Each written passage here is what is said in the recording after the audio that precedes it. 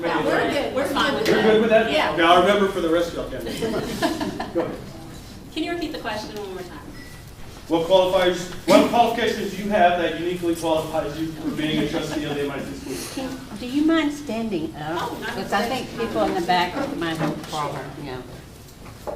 I was appointed to the school board in 2009. I have served for 6 years. In that 6 years, I've been extremely involved in my district. As a first-year school board member, you are required to complete 16 hours of continuing education and 8 hours in every subsequent year. I have doubled and tripled that every year that I've been on the board, just in my quest to go out and get as much knowledge as I can to be up to speed and bring that information back and serve on my school board. In 2013, I also completed Leadership TASB, which is a unique program in the state of Texas. I earned the designation as a master trustee, which only 10% of the school board members in the state of Texas can say that they've earned that designation. And you have 2 of them sitting in this room, Kevin Carbo and myself. But out of thousands of school board members across the state, they select 36 every year. And I was honored in 2013 to complete that program.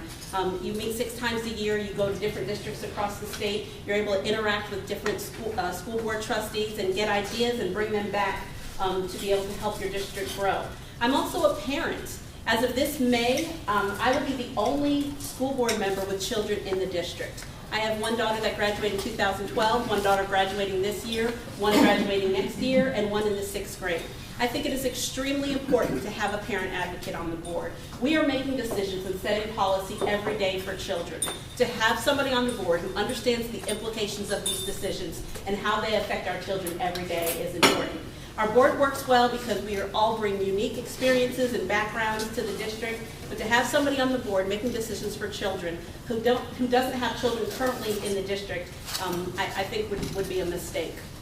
I'm also very involved in my community. I see my 15-second sign, but one of the role of the board member is not to interact with the kids and not to interact with the teachers and not to interact even with the administration. That's the superintendent's job and her administration's job. The board is to work at the 50,000-mile level and set policy for the district that the superintendent carries out. So I would like to continue to be able to set those policies so that our superintendent can carry those out on a daily basis. Thank you. Thank you very much. Second question. Should public funds be used to allow students to attend private schools? No, that's called vouchers. And, no, that's called vouchers. And no, I am not a fan of vouchers. I do believe that people, our parents deserve choice. I do.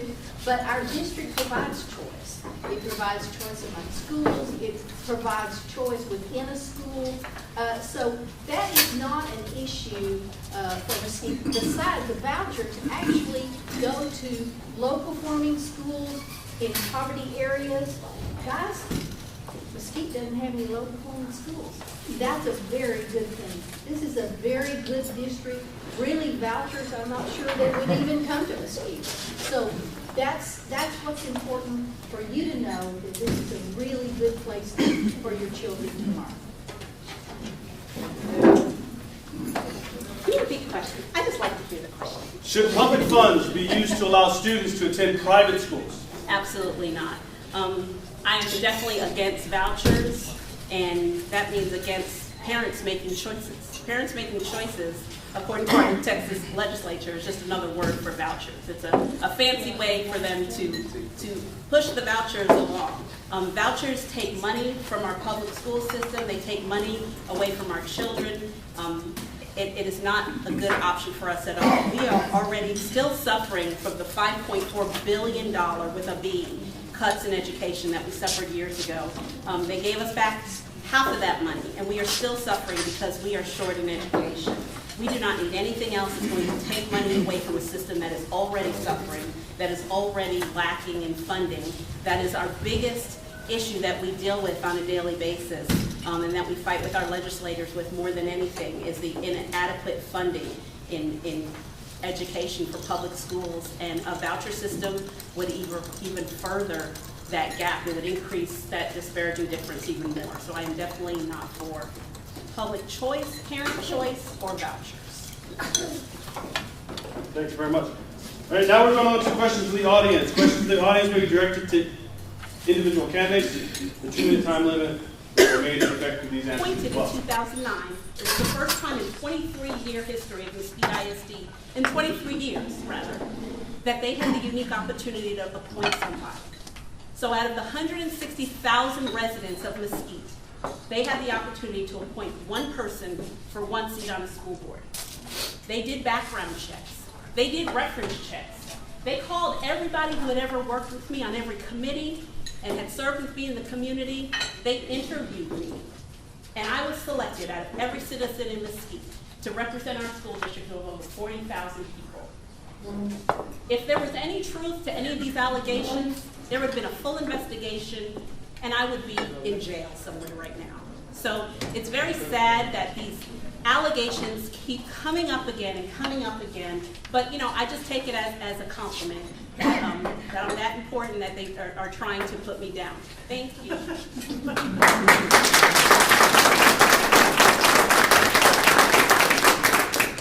Next question. Cindy Smith. I'm interested in your position on bullying in the school. Recently, I think it was a young boy was beaten on, beat up in the bathroom, and he fought back and and he was given the same punishment as those who had really sexually assaulted him. And the school district refused to let him remove that suspension from his record, and there's a lawsuit about it right now. How would the district settle such a lawsuit? Cindy, who you put the question to, me or both of you? Oh, okay. It doesn't matter, I'll go first. There's policy in place. Mesquite has a bullying policy that deals with bullying. It's important that, you know, as a school board member, you set the policy and then you make sure that the policy works.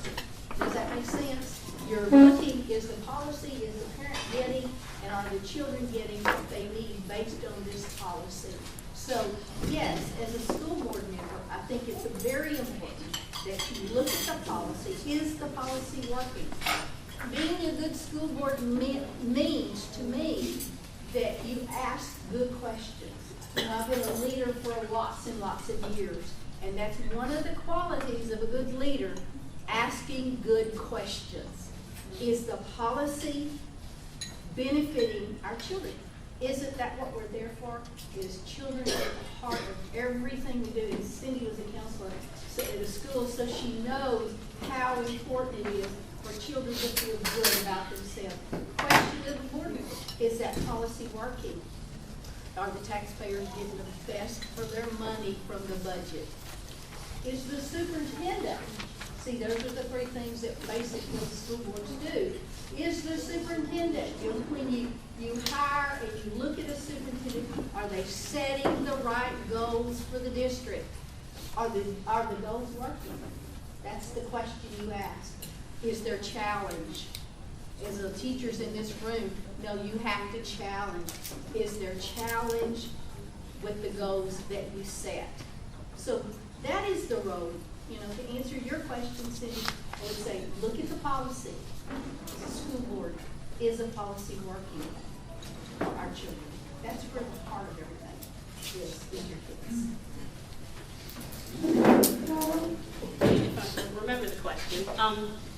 Setting policy is something that we do, but it's something that has to be revisited on a constant basis, and that's part of what we do. We set a policy and we give the policy to our superintendent, and it's his or her responsibility to make sure that that is acted out. But if a specific incident occurs, like something like that, what we would do, number one, and it goes back to school finance.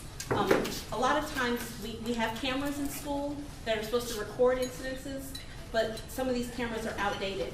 They're not the best resolution. They're not working properly. So that's a funding issue. That's something that we need to make sure that we have funds in place. But when an incident occurs, it allows us the opportunity. It's always changing. The system is always changing. The policy is put in place to protect all students, because that's what we're here for. It's important for, but you guys, what's important is the leadership of your school and making connections with those children.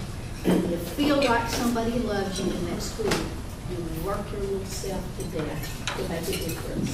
And so I want to keep that going in our district. I want to make that really important, because we are a title district. And I do understand it, and I have worked it for a lot of years.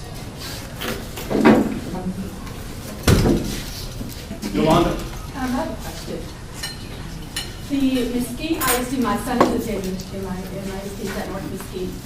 And from the time that he was at Price to Bennington to North Mesquite now, the population is changing in Mesquite. We're having a very high population of Hispanics and a high population of African Americans.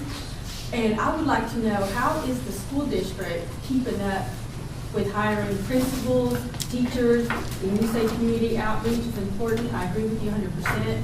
What are the schools doing to have bilingual staff available to reach out to that community, and teachers and principals that are matching the makeup, the high rate of the population, the minority population that's here in Mesquite?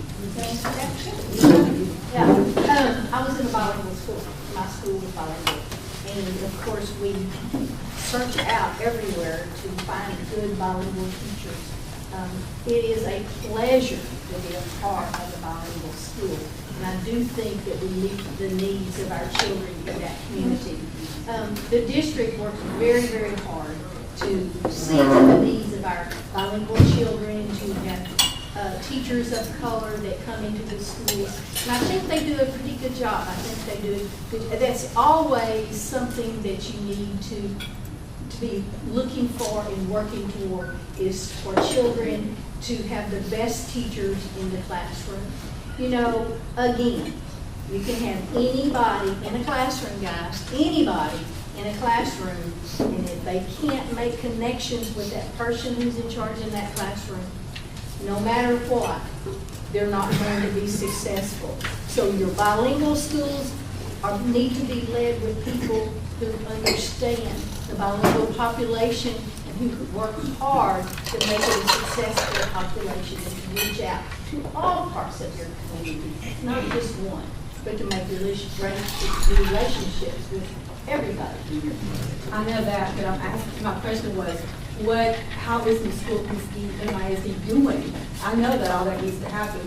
How are they doing? How are they actually doing? Yes. They have I don't have the statistics I could give them for their hiring, of Hispanic population or African American teachers. Do you know the percentages of? When I came on the board in 2009, we had 14% minority teachers in the district. That's something that I really pushed for, because I made the board aware that it's important to have leadership that is reflective of the district, and that leadership is in the form of teachers, assistant principals, and board members.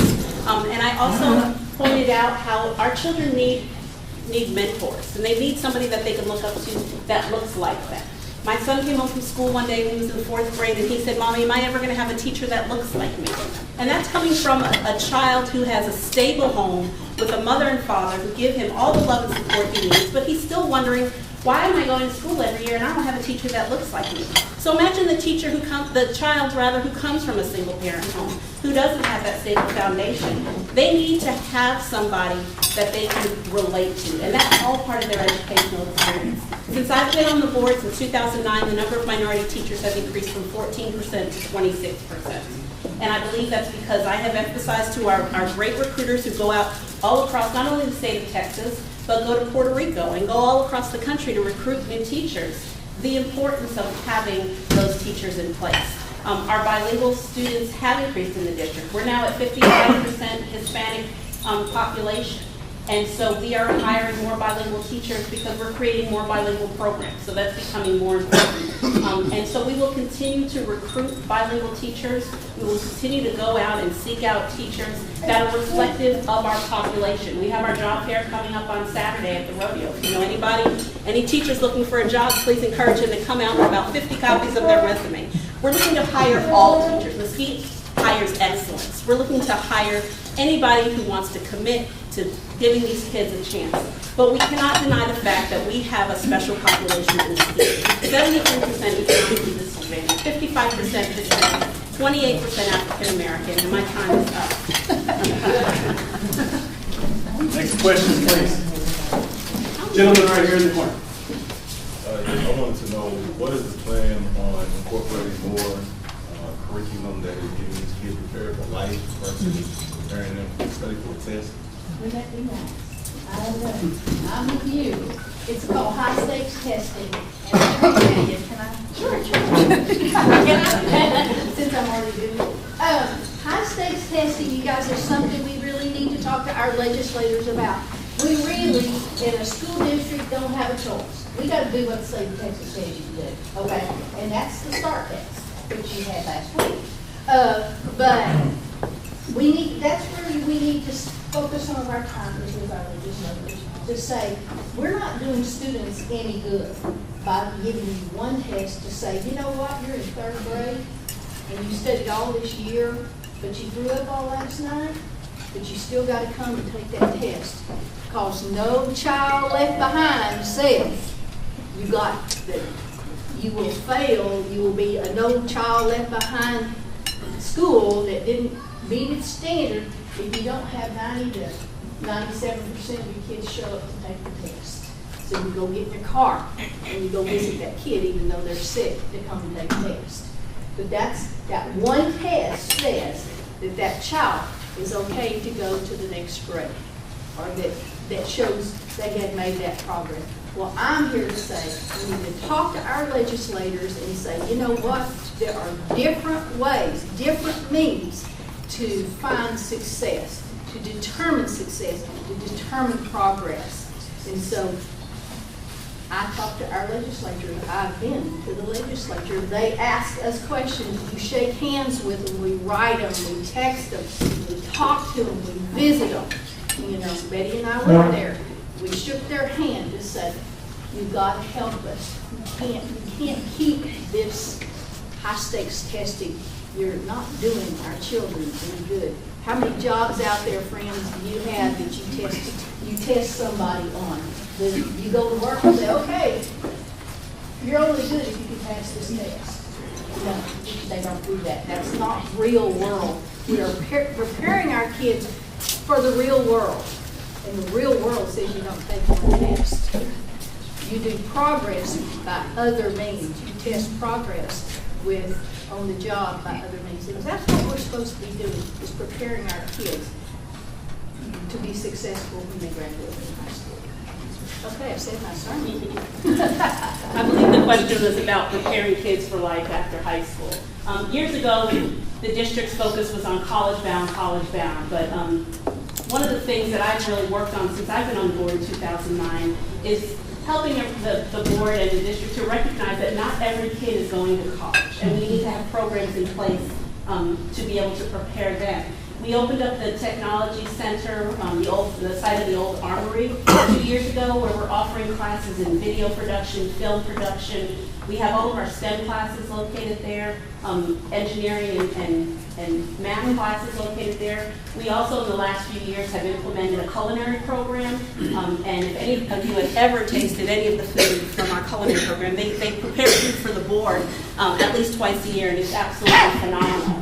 We have a mechanics program. If anybody's ever driven by Mesquite High School, in the nice weather, you see all those doors are open, and those kids are working on certifications that are useful to them so that when they graduate high school, they're able to go get jobs in those fields. There's also a hospitality program that they can take. There's cosmetology programs. I mentioned the culinary program. There's a medical program where they can go through a clinical rotation, and at the end of the 2 years of junior and senior year in high school, they can get certification to be a pharmacy tech or to be an EMT.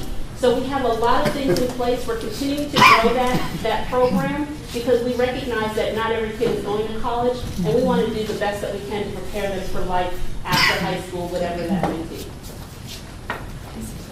All right, final question before closing. Shannon Long. My question is going to be from this way. My question is two parts. First of all, I understand that we Let's get in here. Yeah, yeah. Oh, wow, that's a first. Can you hear me now? Yeah. Okay. It's my understanding that in the beginning, when you picked up a packet, you had an intent of running for city council. But now you're running for school board. But my second part of that question is, what has Mrs. Hall done or failed to do that made you want to take on the VP of the board? It's interesting. Yes, I did. Yes, I did pick up that for city council. You guys, I want to serve. I want to serve. Somebody said, well, you're retired. Why don't you just enjoy being retired? Well, I want to serve. I want to serve my community. Somebody said, well, why now? Why file now? It's time. It's my time. It's the time I want to do this. This is what I've been planning for. You know, you have these dreams that you want to do. This has always been a dream of mine, is to serve my community. Somebody said, well, why not city council? Well, I could have done city council, but you know, when you sit back and you think, where's my expertise? Where's my heart? My heart is with kids. I love kids. I spent 37 years. How can you spend 37 years unless you love kids? I love kids. That's why I'm here, and that's why I'm running today. And I would definitely like your vote. All right, we're going to do closing. Christina, why don't you close this? Again, just to recap, I am continuing to stay on this board, and I hope that you will support me in staying on this board, because I feel like I've done a lot in the last 6 years, but I still have a lot more to do. I have gone above and beyond to gain the knowledge and expertise that I need to be able to contribute to this board and to continue to lead Mesquite in the direction that it's going. We have a new superintendent coming in, and it's extremely important to have a cohesive board that's been there, that can assist the new superintendent in as smooth a transition as possible to be able to lead this district and to continue the greatness that has been established by Dr. Henry and Dr. Terry and Dr. Horn and those before him. So I feel it's a critical time on the board. It's not a time where we need to be making a lot of changes. And I have worked very hard. I deserve to be here. I have put in the hours. I have put in the time. And again, that parent factor to me is so important. Everywhere I go, people talk to me. My slogan for this re-election is your friend on the school board. Because I have 4 kids. I'm always at games. I'm always at concerts. I'm always at community events. I see people all the time that stop and ask me questions, and I'm approachable. They can ask me questions about things on the board that they might not be able to ask other board members because they just don't see them. So I just feel that is a huge, it's very important to be a parent on the school board and be able to have those community ties and involvement in the schools that I do. I'm still serving on PTA boards in the school. I'm still serving in booster clubs in the school. I'm on the site-based decision-making committee in the school. I think that's important to have those connections with the parents, with the students, and be able to take that information to represent my community on the board. So I appreciate and I ask for your vote so I can continue to do the good work that I have been doing the last 6 years and support our schools and our community. Thank you.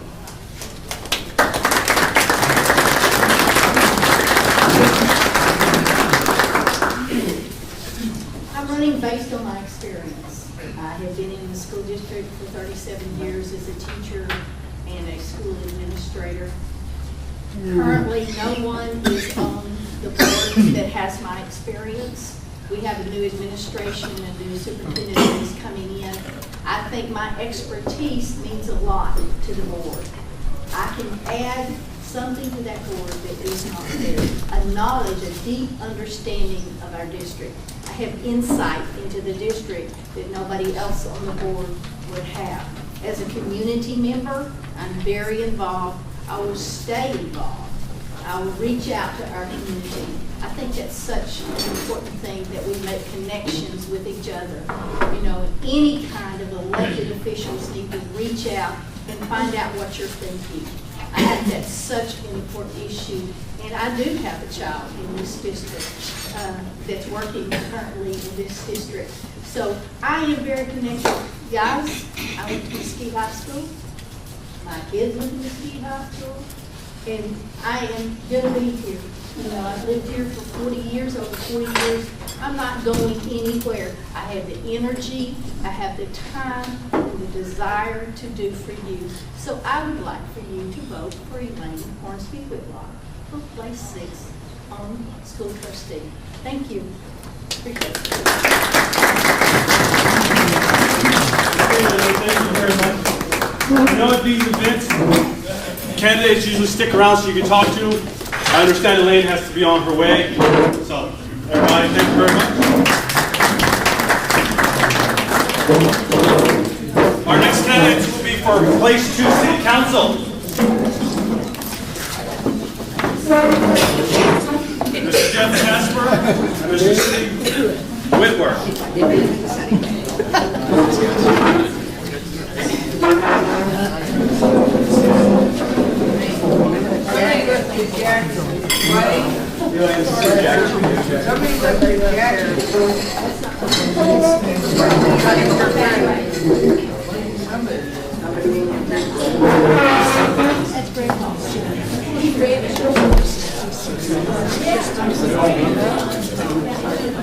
Hey guys, there's some other chairs that come down.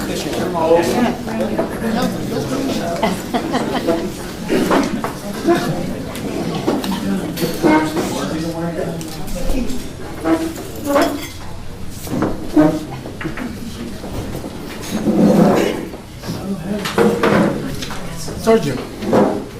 Yes, Fernando. Before we start the next round, I would like to say something to our members in our audience. You know, we are a democratic club. We have our views, and we disagree with other people, and even among ourselves. But we always want to do things that are disagreeable. Not, I mean, it's good enough. Stop your Wasn't that hot sauce? We can disagree, but we don't have to be disagreeable. Yeah. I think we need to ask questions that are respectful of our candidates, all of them. And Mr. Rojas is the vice president of this club. He was. All right. As we all know, Mr. Whitworth is not here. So we have Mr. Casper. He's got to take all duties. Take all the questions. We're going to do the opening first. Okay, hey, my name is Jeff Casper. I know I've met a lot of you on your porch or maybe on the telephone. We've made a lot of contacts to try to hear your concerns. So it's great to be with you tonight. My name is Jeff Casper. I'm running for City Council Place 2. And I'm doing that because Mesquite's really important to me. It's the area I was born and raised in. It's the area I grew up in. It's where I attended those great MISD schools we just heard so much about. And it was a place of opportunity for me. It's the place where I had great teachers who invested their care and their support and their time to make sure I was a success. And that's how I was able to become the high school valedictorian at Horn and earn a college scholarship to the University of North Texas and break that generational poverty cycle that my family has been in. And so I know what Mesquite can be. And it's a terrific community, and I'm a little bit nervous about the trajectory that we have. We have too many broken roads. We have too many incidents of crime. We have too many vacant storefronts. And so that's the reason I wanted to have a candidacy in this race, is to make sure we address those concerns. And they've been reinforced through all those phone calls and door knocks that we've made. And I know that that's the priorities that folks want us to take to City Hall. And if I earn your vote and your support, those will be my priorities that I focus on. Thank you. Thank you very much. All right. We'll start with this question here. We are all aware of the poor conditions of our streets here in Mesquite. The council is now planning to bring a multi-million-dollar bond election to the voters to address the pressing road needs. What should the council have done differently to prevent us from being in the position we find ourselves in now? Sure. We should have prioritized road repair and road maintenance along the way. Because we haven't, some past council members have really dropped the ball. Some of the streets, the average age of our residential streets are 35 years old. And so these repairs weren't needed just overnight yesterday. They've been needed for a long time. And if you live in Edgemont Park or Rollingwood Hills, some of these neighborhoods that are 50 years old, like the neighborhood my grandfather bought a house in for $6,000. The road in front of his street hadn't been majorly repaired since the time he bought it. And so, because of the past council's failures to prioritize, we're going to have to pick up the slack. And so I will be supporting a roads bond, and I hope to earn your support for that roads bond as well as your next city council member. And what I think is important for you to ask is, how is this time going to be different? How are we going to prioritize repair and maintenance along the way? How are we going to have justification or rationale for which roads get repaired and why? Because if you're that Edgemont Park resident and your streets haven't been touched in a generation or two, you wouldn't be happy about getting skipped over again. And so I want to make sure we have accountability, accessibility, transparency, and make sure that we look forward into the next budget each year, annually, about saving $5–10 million. So when 10 years have happened, we now have that $100 million roads bond. We don't have to come ask for more tax money. So I think prioritizing along the way, roads need to be the #1 priority. That's why voters approved the 4B in 1999, so that the commercial streets got repaired so that we could free more money up for residential street repairs, and that hasn't happened, and I'd like to make sure that's happening. Because so many roads need to be repaired, I can share some numbers with you, but over a fourth of our roads are the worst quality of roads in our residential neighborhoods. And so that's going to be $127 million alone. The numbers that have been discussed on the roads bond are $100 million, and so that won't even get rid of just our worst roads. And so we have major needs in terms of roads. That's going to make sure that we have home values raised, new businesses coming here, if we can make sure that roads are the priority they need to be. I saw my time was up. You don't get double time. We'll get you over. Sorry. Second question. We've seen many of our residents move away from Mesquite over the past several years. What changes can the City Council implement to encourage people to stay? Absolutely. I spoke with a gentleman in the Caribbean Islands neighborhoods. His name is Barry. And he's been a lifelong resident, went to North Mesquite High School. He's been here for 50, 60 years. And he has had, in the last few years, 3 different trucks stolen. And he loves Mesquite. He wants to remain here, but that experience is making him and his wife discuss for the first time looking at other communities. And as we've talked to so many municipal voters, I've heard the same story over and over again. And so I think if we can repair the quality of roads for the first time in a generation, if we can address the shortage of police officers that we have, and I'd like to do that by hiring a K-9 division of specialty police officers that can aggressively address our drug issues, because, as you guys are well aware of, so many of our crimes that are burglaries and robberies are drug-related.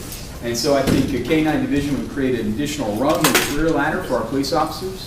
It would create a motivation and a morale boost. Plus, I think we'd get more bang for our buck. We could go out and recruit veteran police officers from other nearby communities. And so I think if we can raise our property values through real street repair, I think if we can hire additional police officers and enforce the code more rigorously, I think folks would want to stay. Long-term residents would find pride in our community. But right now we have too many broken roads, we have too many incidents of crime, and we have too many vacant storefronts. And so that vacant storefront is the third area I'd want to address, specifically on our downtown square. It's not vacant, but I could envision that area for being a commercial, consumer-based area where we have shops and restaurants and an area where you and your family would want to go hang out and spend some money on a Friday night. And so I think those are the things that will create pride in our community and be the Mesquite where we want to stay and grow old in. All right. Time for questions from the audience. Mr. Casper, who wants to throw the first stone? Elaine Harris. Code enforcement. I was your granddad's neighbor. I still live over there. Code enforcement sucks. Now tell us how you feel about it. You bring more people in, you enforce codes, bring the value of the home up. If you drive down Sane Road at a certain time, you think, boy, I'm glad somebody from downtown Dallas looking for a home isn't looking sideways, looking straight ahead, because just, again, it sucks. I second that. And that would be a great addition to the previous question, right? How do we create pride and how do we get long-term residents to live here?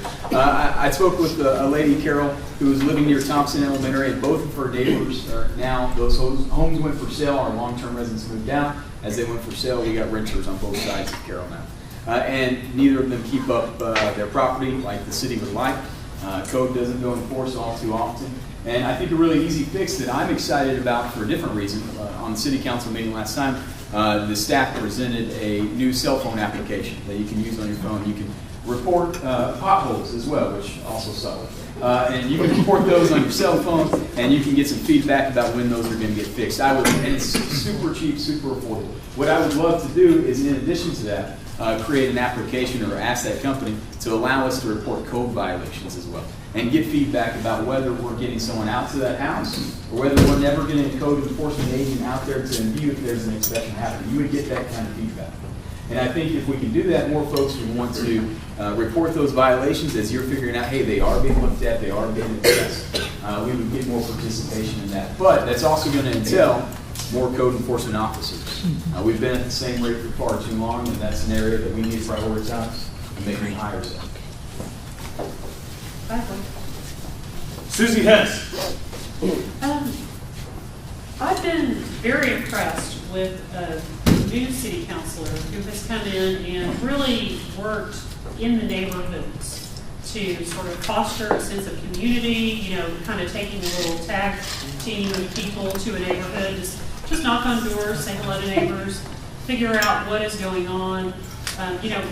Maybe their yard is overgrown because they're disabled and they don't have the funds or the wherewithal to be able to take care of their lawns. So this sense of community that's being developed, I'm very impressed with that. I'm curious what similar things that you might have on the plate, or if you participate in something like that. Yeah, and I think that councilman deserves some credit. She's talking about Councilman Archer, who's been out in the community. He's been out in the community. He organized a volunteer trash bash, and we went around the community, Edgemont Park, one of our older neighborhoods, and picked up trash. And I think that's the kind of public servant attitude that more of our council members need. It's not there to self-glorify. What it's there to do is to serve our community, however the needs exist. And some kind of private partnership that I would like to see that would address some of these issues that you're talking about is, let's find some of our churches, let's find some of our high schools, let's find some of our volunteer youth groups who want to make a difference in our community and build that neighborhood that we're always talking about. By asking some of these folks who maybe are having code violations because they are elderly or they're disabled, how can we help you? Yeah, I didn't mean to point at you right there. Just addressing your question. But I think that'd be a great opportunity for us to get some volunteers and address these issues. Just recently, our firefighters, went and helped a lady who needed some siding on her home repaired. And that was a great opportunity for her to feel respected and valued in our community, and also for us to serve and create that neighborhood. And so what I'd also like to do is build our crime watches. I live in Palos Verdes. That's an area that's underserved, and whatever happens in May, we'd like to develop a crime watch in that area because study after study shows that, one, it's free, and it reduces crime by upwards of 15%. And the biggest benefit, beyond crime, is it creates a neighborhood, right? You get to know your neighbors, which is increasingly difficult to do. And so I want to recruit crime watch leadership in our areas where it's not unidentified, and I'd love to recruit new membership to grow those groups. And an easy, free way to do that would be put all that information in our water bill. And I tell you, as a candidate, I tried to go to as many Crime Watch meetings as I could. It is really difficult to find that information about when they're meeting, where they're meeting. And so I would love an aggregated database of that information. And then kind of piggybacking on the school board, our PTAs are, as that sense of neighborhood has gone down, our PTA memberships have gone down. And so I would love to see a partnership with our city council and our school boards to build our PTAs as well. All right. Yolanda, you have one? Yeah, I have kind of one to piggyback on the other. One was in response to code compliance. About 5 years ago, the city changed its policy with code where they no longer do the preventive code, and now they only respond to calls, people who are reporting a neighbor or something like that.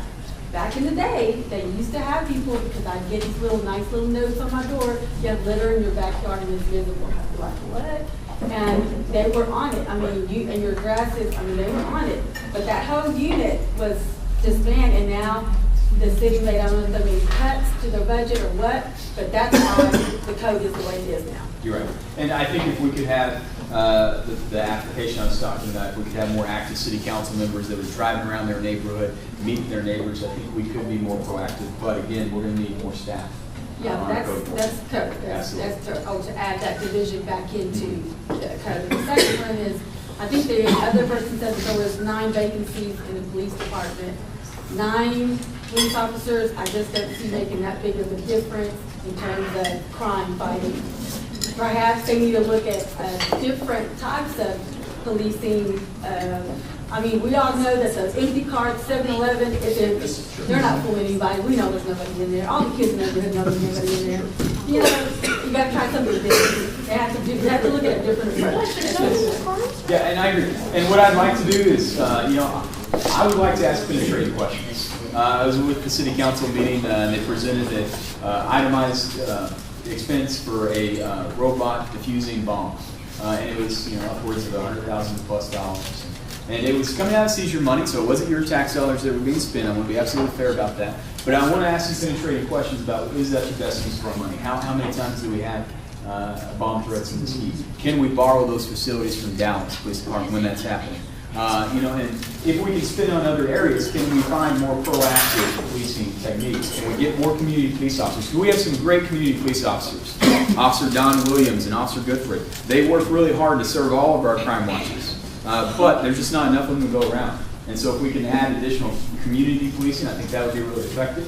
And I'd like that on top of the additional 9 police officers who we need on our streets doing the everyday police work, right? The K-9 unit, I would like to be additional to the 9 police officers. I think all of these should be good complements, should be good supplements, but we need to address our crime in a big way. Next question, please. Sheila. Well, as far as the budget is city, what do you think can be cut in the budget to help fund more of these things that you're talking about? Yeah, what I want to make sure we do is ask those penetrating questions when these new expenses are coming forward. I want to make sure that we prioritize. We can't pay for everything we want. What we need to do is prioritize our biggest needs here in the city, and I think that's roads for the next 2 years. I think as we build these sense of community, we can do a lot of the free things we've been talking about, the crime watch organizations. If we can have more active code enforcement and more active police departments, police officers, I think that can save a lot of money. But I want to make sure we focus on roads, we add additional police officers, but we have to expand the tax base. That's what we have to do if we want to have additional money to fund all of our many priorities that we need. In areas that we should do that, the city square, that should be an economic vibrant area that you'd want to go spend time with your family. The I-20 corridor is an area that we're going to have to look at in terms of commercial tax base expansion. In terms of residential expansion, we need to look at Lucas Farms and finalize that, and Polo Ridge and Ridge Ranch. These are areas that we could add new single families, enlarge our tax base, and have a bigger pie to spend. Yeah. So you don't see anything that you think it was a waste? There is always red tape, and I've noticed when we've been at these city council members of the business community have come forward, I've seen 5 or 6 just in the last few months. And every time they've asked for an exemption here or there that's very minute and small and wouldn't be hurtful for business, but they've gotten declined. One example I'm thinking about in the last couple of months is an area that was going to be a kiosk in County's Mall for smartphones. What they would do is you could sell them your new smartphone that you've gotten a new plan or upgrade on. They'd clean, make sure to run serial numbers, make sure it wasn't going to be stolen, and then they would turn around and sell it. And the city council would kind of treat it as a flea market issue. And I think that that's just not the right approach, because we already sell some used merchandise in County's Mall. It's GameStop, and it does great business, and it serves a desire in our community. My wife, Emily, I don't want to tattle on her, but she dropped her cell phone in a glass of water. We just got the plan. It was an expensive new phone. And now she didn't have a new phone. And so we were going to go buy a used phone. There's a big need in our house at that time for her to have a cell phone. And that kiosk would have been a fantastic resource to our community. But I think by not asking penetrating questions, that was a missed opportunity. So I think I don't want to cut any programs. What I want to do is cut the red tape that's preventing future business from adding new tax dollars to us. All right, last question before closing. Any last question? Ms. Wally? Are you open to economic development programs like tax increment financing and improvement districts and things of that sort? I mean, is that I am. interesting? Tax abatements, tax increments, all of the above. Every city's doing those stuff, right? And so we're competing against all of our neighbors. And we got to make a really great appeal. We have a fantastic economic development team that makes those pitches to our companies. What I think we need to do in addition to that is a new layer that focuses on small businesses. My mother, she cleaned houses my entire life. That's how she put me through school. That's how she put a roof over my head and food on my table. And she was a really driven, hardworking person. She didn't finish high school. She got pregnant at 16, and she's always been kind of climbing out of that cycle. And she wants to be a small business owner. Works hard, smart lady, but she didn't go through business school, right? So she's never made a business plan. How do you secure a bank loan, right? And what I envision is our economic development team and our chamber teaming up to create a small business entrepreneur mentorship relationship with any of these potential small business owners, so we can get that square revitalized, so we can get these vacant storefronts full, and so we can get some of these teenagers that are graduating from my classroom in May summer job, so that they're busy and productive instead of walking around. And so, yes, those are great programs, but every city's doing it. We got to go one step farther if we want to revitalize Mesquite. All right. Thank you very much. I appreciate you guys. I know I've met a lot of you your porch or on the cell phone, calling you, asking for your vote. I'm doing that again tonight. I came out here because I find you guys important. I value your voice. I want to carry your voice to City Hall. It's not about my ideas. It's not about my priorities. What it is about hearing what you want. And I've heard time and time again, we need to focus on our roads. We need to lower our crime rates. We need to get our economic development up and going, being revitalized. And so those are the concerns I want to take with you, or with you to City Hall. And I want to make sure you have a new voice. I think we have decades and decades of experience on the council. What we need is a fresh start, someone who's going to be a new energy in our community. And I'm willing to work very hard, having coffee shop Saturdays and town halls to keep you better informed. I promise you, you won't find anyone else more accessible. That's why I printed my cell phone on every piece of literature. You're not going to find anyone more accountable or transparent. I would like to take our city packets that are kind of privileged data, and just the city council members do, and I'd like to publish that. And so you can see all of the staff's arguments and presentations and ideas about what they want to see. That's not my information. That's your information. And I want to make sure our pre-session, where all that information is delivered to us, is recorded. And you can access it as well. And so I think if we can have new energy, accountability, transparency, and most of all, accessibility. There are some candidates that don't have their cell phone listed, don't have an email address. You can't get a hold of them. In fact, there's some candidates who brag about not being vocal. They do stuff behind the scenes, and that's good enough. I think you guys deserve a better quality leadership, and that's why I'm asking for your vote. Thank you.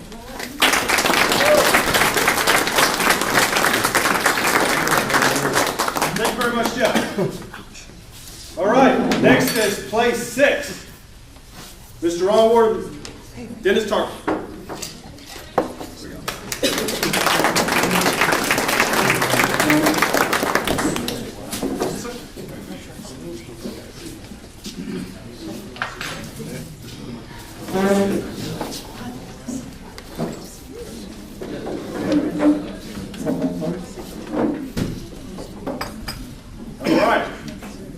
We're going to start with the opening.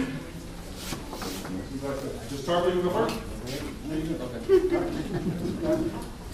Thank you for inviting me to be here tonight. I appreciate the opportunity. I think this is a great group, and I'm glad to be here. And most of all, I'm glad that Ron didn't wear a tie. But it is a good group, and I know that you guys are all voters, and you're interested in your community, and you're interested in the city. And I wanted to be here tonight to answer any questions that you have. My name is Dennis Tarpley. I think Sergio introduced me. My wife Beth is over here with me. She came with me tonight. And I'm a CPA here in Mesquite.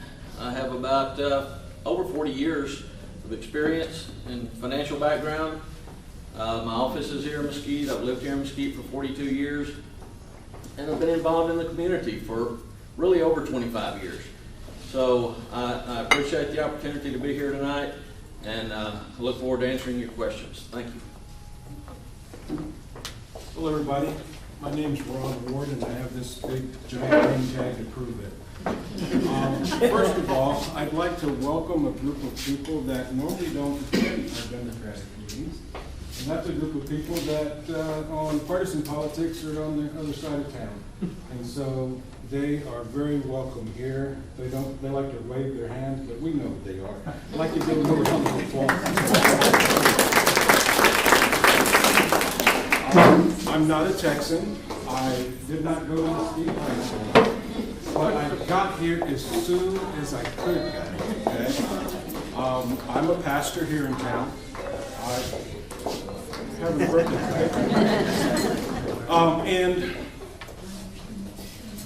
I was sitting here by the church that I served, and we served a church for 5 years. That was what we call a legacy church, that we had to gently close it. And when we came to that time when we had to close it, my wife and I looked around and said, where are we going to go? Because we traveled around in the military for 26 years. And we've lived in other people's houses. I've never owned my own home. And my wife and one of my daughters, my grandchildren, my surrogate granddaughter, my surrogate son are sitting over there. And when I say surrogate, it means that, hey, they're part of my heart. They're my children of my heart. When we looked around and we said, this town is very interesting. It's a large town, but it's got a small town feel. So we give credit to those that came before us to make it a place where we would want to live. So we bought a home here, our first home, 9 years ago. And this is where we're going to stay. My wife is from San Antonio. I did a good thing. I did marry a Texan. And we're going to stay here. I'm involved in the community in ways that no one really knows.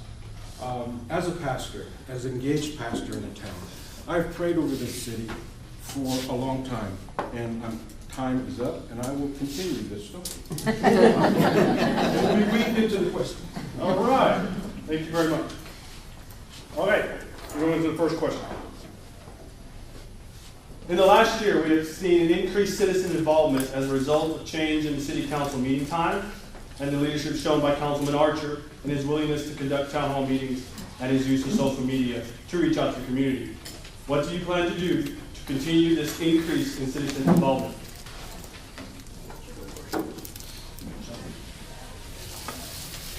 I have been involved in this town when I first got here. And the story is that we used to have pastors, a group of pastors would gather in the back room at Mardell's, and we would pray for the people that lived in this city, for the leaders of this city.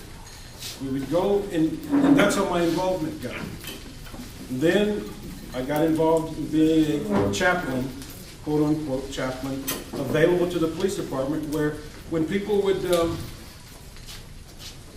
have to be notified of a death in their family, we'd go with the police and do that. So I have a heart for this place. My involvement, we've mentioned the councilman, we've given him a great round of applause. He grew up here. This is his hometown. He cares about people. I care about people. There's a term in the military, like I said, I was in the military for 26 years, it's called force multiplication. And social media is a force multiplication thing. You get to talk to more people. You're available to more people. I'm going to give you my phone number right now. It's 972-897-2972. Now let me tell you how to remember it. And you got to listen closely. This is tough. 972-8.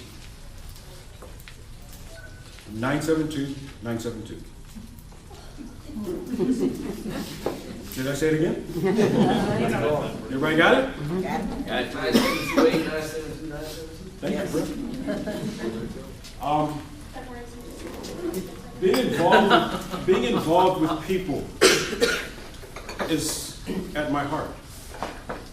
Not just to everybody to know me, because once you come and tell me who your name is, I'm going to tell you. It's going to take a minute or a year or two for me to remember it.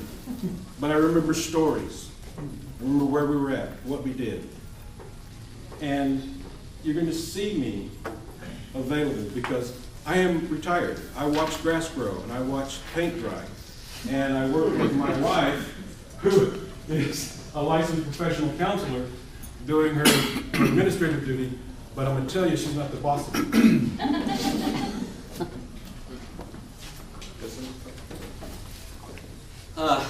Thank you. Bruce Archer, without question, has been a great addition to our city council.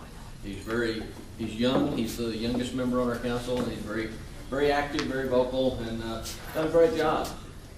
He's out there on that Facebook, 25 hours a day, I think, telling everybody what's going on and what he's doing. And I'm just not that guy. I don't do Facebook all that well. I'll get, if I get a message from somebody on Facebook, I usually have to figure out how to respond. But it's a good tool, and it's valuable, and I realize that that's what my daughter reminds me all the time, that that's the way things are going these days. But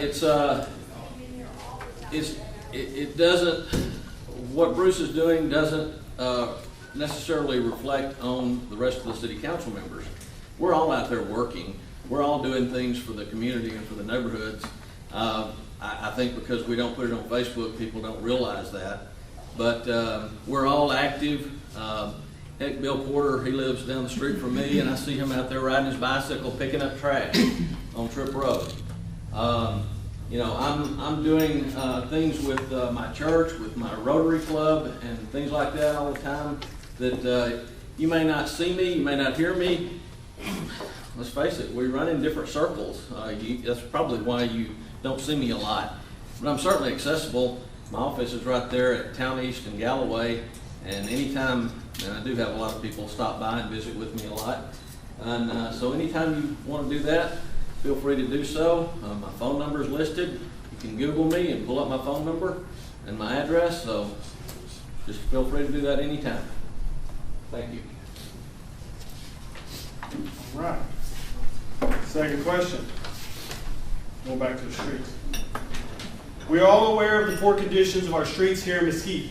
The council is now planning to bring a multi-million-dollar bond election to the voters to address the pressing road needs. What should the council have done differently to prevent us from being in the position we find ourselves in now? Streets has become the four-letter word of this campaign. What we could have done differently, I guess we could have fixed the streets. But, I hear this word reprioritize all the time. What do? Reprioritize, I think, is another word for cut. Where are you going to cut? 55% or so of our budget is public safety. We don't want to lay off policemen or firefighters or not buy equipment that we can rely on. So that 55% is a pretty hard number. And then that leaves you with about 45% for the remainder of the city. You've got to have your other city employees that handle other services. We have a $100 million budget, roughly. And that sounds like a lot of money. But just like when I started out of college making $700 a month in 1973, I thought that was a lot of money. I thought, man, if I could only make $1,000 a month, I'll set the world on fire. Remember that? So it's the same thing with our budget. We have to budget ourselves, and we have to tend to the priorities that are at hand. We have fixed and repaired and replaced millions of dollars of streets in the last 5 to 10 years. It may not show up, but it's there. We've done it.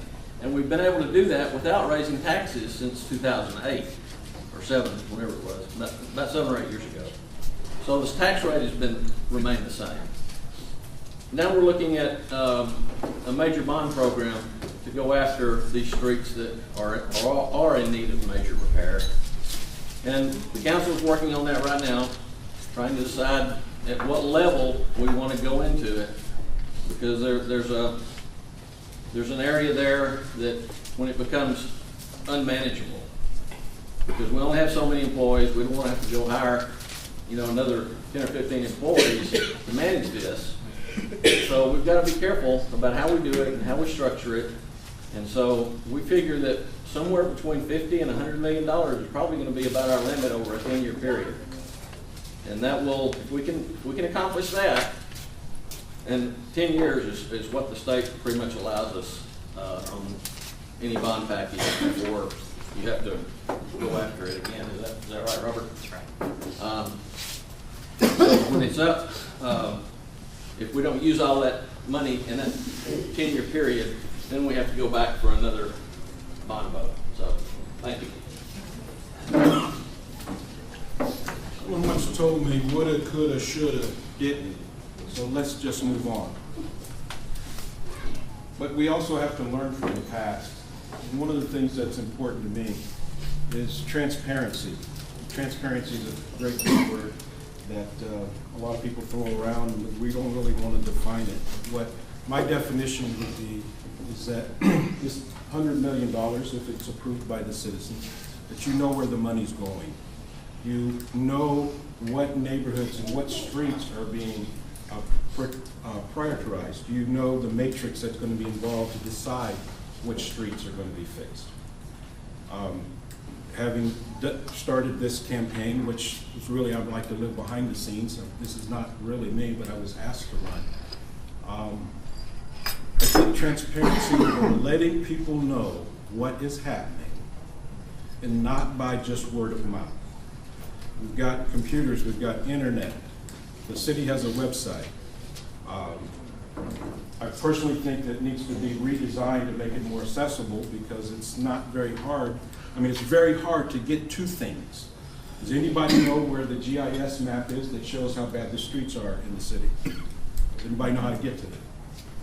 Well, I'm a geek.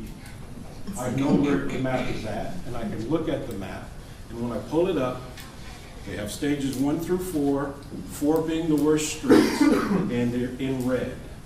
When you look on the west side of 635, almost 80% of the streets over there are red, streets and alleys. Well, you don't know that. Well, I think things need to be accessible, written down. The staff needs to be able to provide that information, not just to the council, but to the people. Because when we are in our circles, you know, Mr. Tarpley is not in my circle, and I'm not in his.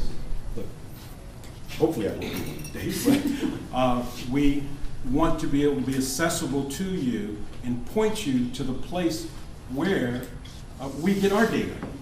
Because there's so much confusion out here. One person throws this number down. One person says this road's going to get fixed. And then confusion is not good. Let me just put it like that. Confusion's not good. All right. Move on to audience questions. Cindy Smithy. But they don't share it.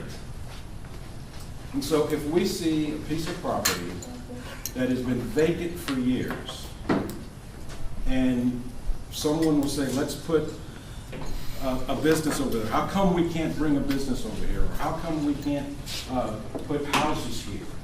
It's all the way that the property owner has got that property zoned. And if there is a piece of property that's been zoned for multifamily, and the city comes and says, no, you can't put multifamily property there, we are liable to be sued. And I say we, us. And there's a great possibility we will lose the suit. So when they put property in, people are trying to make money. That's all this is. We want to use this property that's been sitting here long enough. The time is right for us to put an apartment complex here. Let's do it. Then they try to find ways to fund it. And then we start hearing about low-income housing. We hear about Section 8, and all that stuff gets the community all upset and all going crazy. And it divides the community. But if the information was put out of how much a person has to make to be able to qualify for certain houses, what's the percentage of the apartments in the apartment building that are being set aside for Section 8? That information is power. And when misinformation is put out, you lose your power. So I'm all about making information available to everyone. And that means increasing the way that we do, the way that the city puts information out, making it better. And that's all. And then we have the discussion. Then you come to the city hall council meeting. Then you voice your opinion. And then we work through it.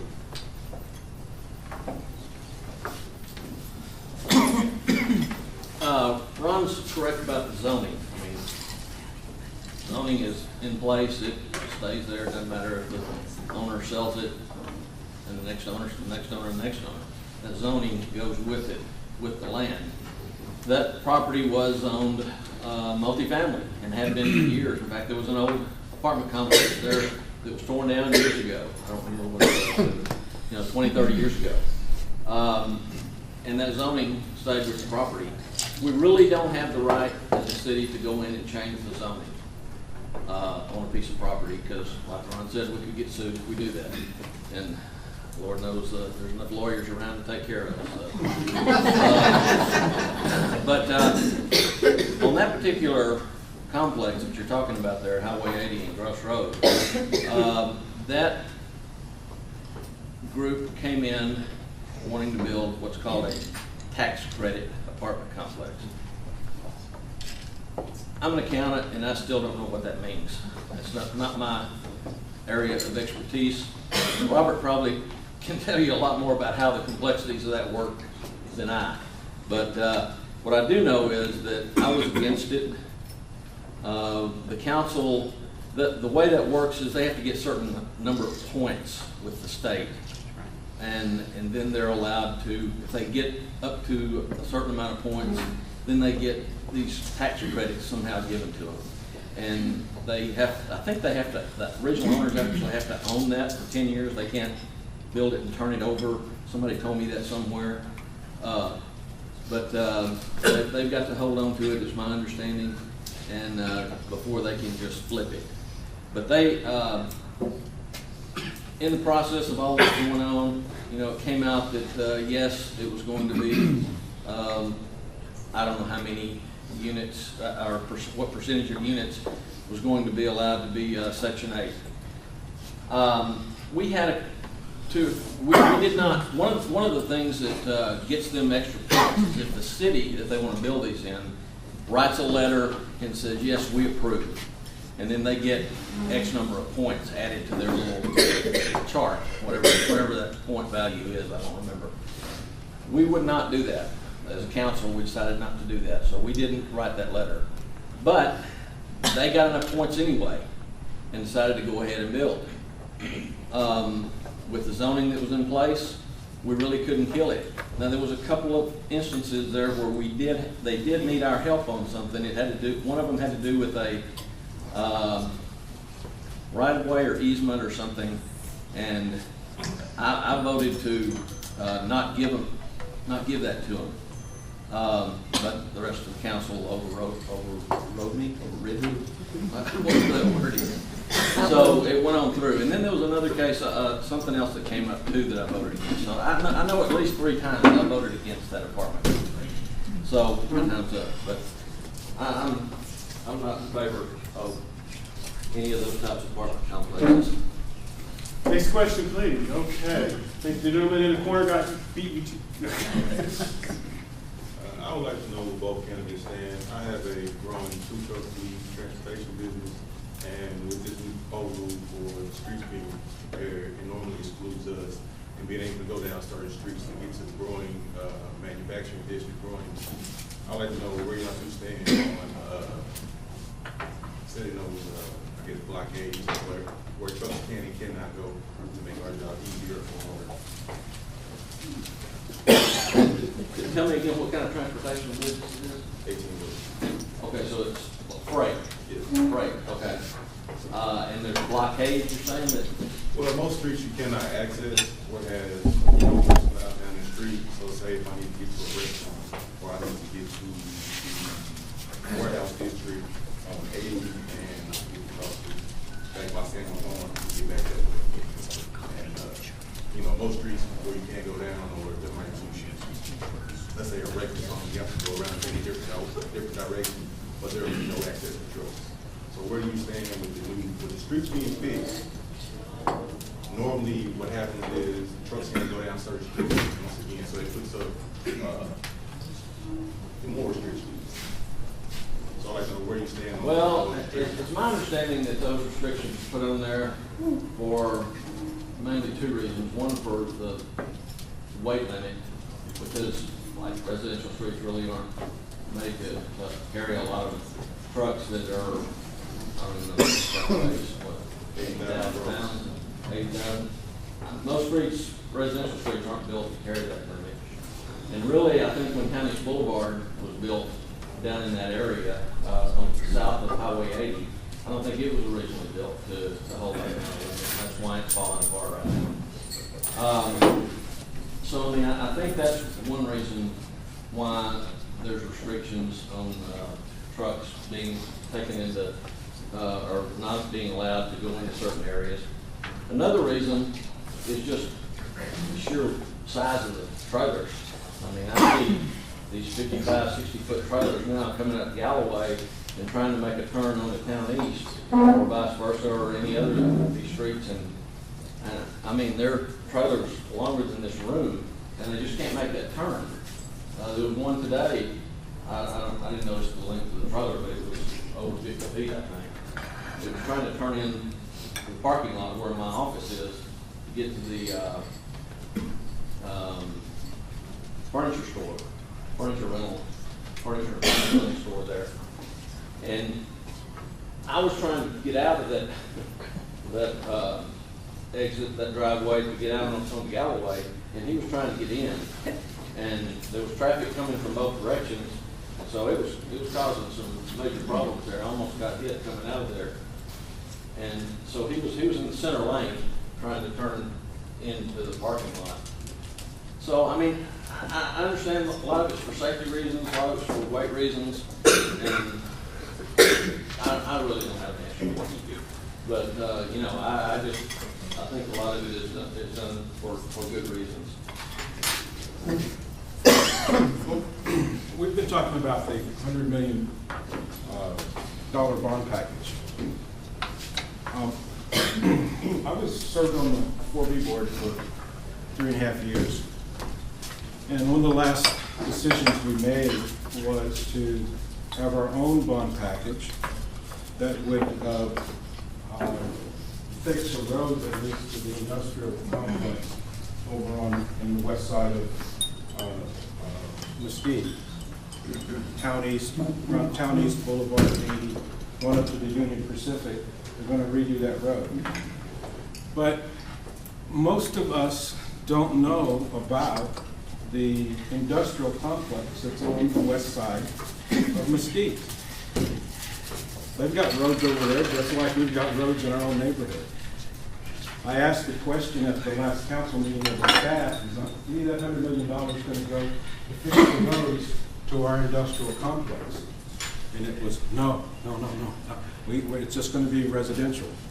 Well, if you mess up the industrial complex and they can't get to their roads or to their to the warehouses, that's going to make our tax base go up because many of those companies are going to leave. One little story is there's a company back over there that makes containers that are sold at, what's the container store? It's a Japanese company. And they wanted to bring their president over here to see their facility. They wanted to bring him in by helicopter because the roads leading in that area were atrocious. We've got potholes. They've got cracked roads. And yes, because of big trucks driving. Well, something has to be done. Something has to be done, and we're going to lose those businesses over there because the trucks can't get over there and take their supplies in to make their stuff and take the stuff they make out to sell.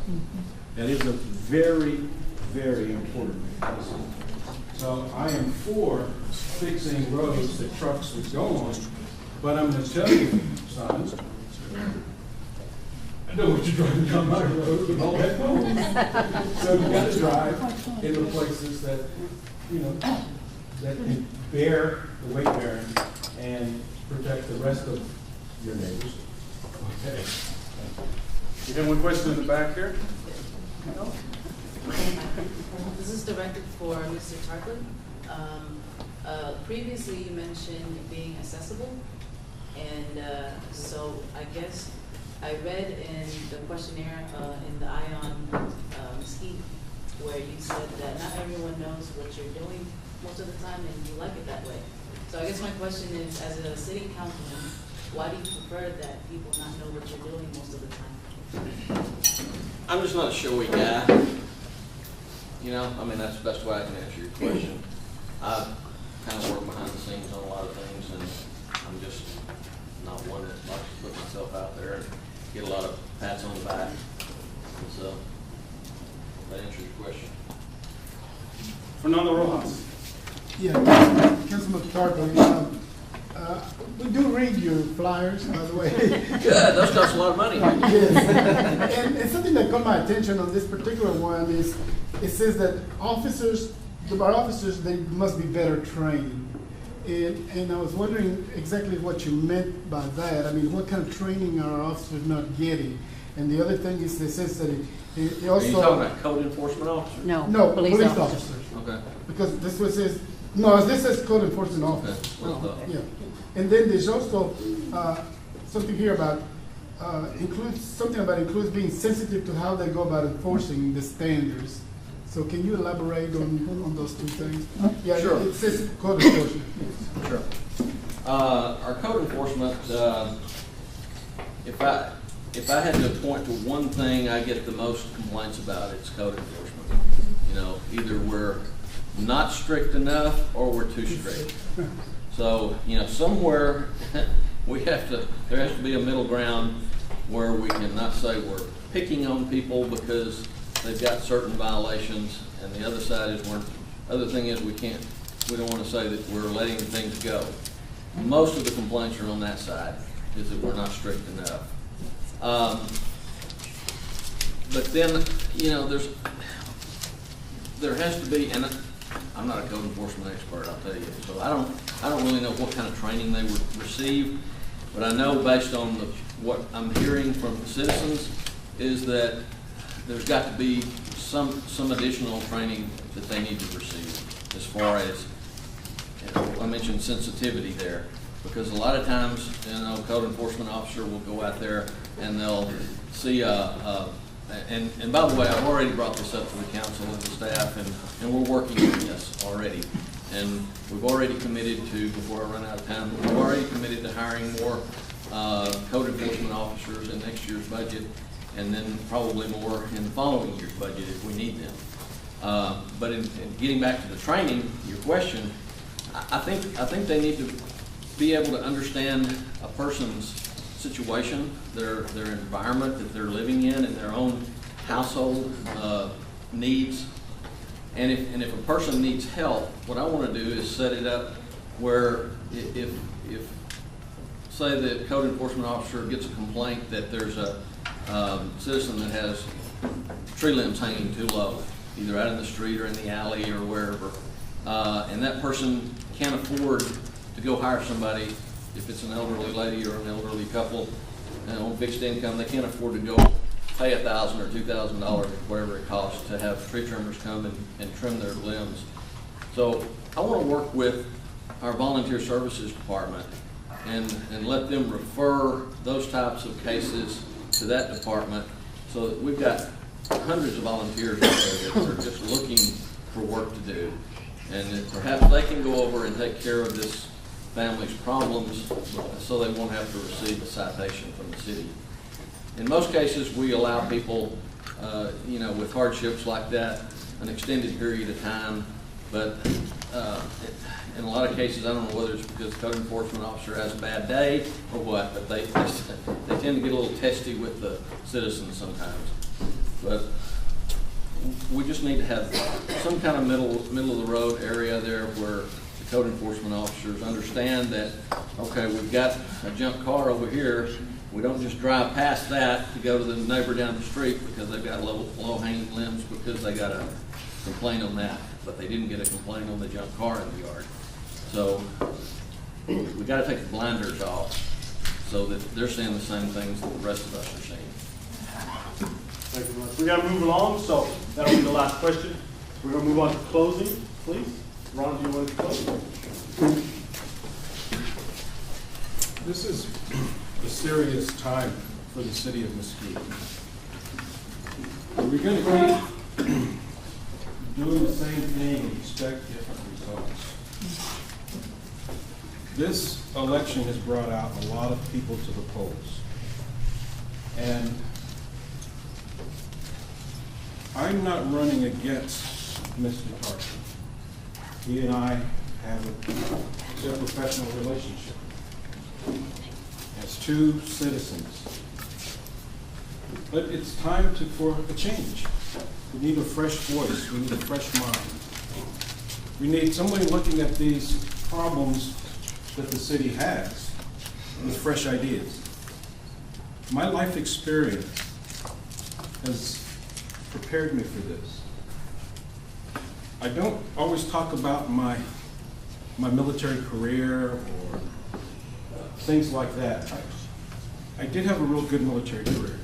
Not every enlisted person gets a binding request from the Assistant Vice Chief of the Air Force to come from Germany to Washington to work for the President of the United States. I did that. Not every person that's in the Pentagon gets asked to be the president of the Pentagon Enlisted Advisory Council. I was asked to do that. Not every president of the Enlisted Council puts on a dining in, which is a fancy dining thing, for Colin Powell, but we did.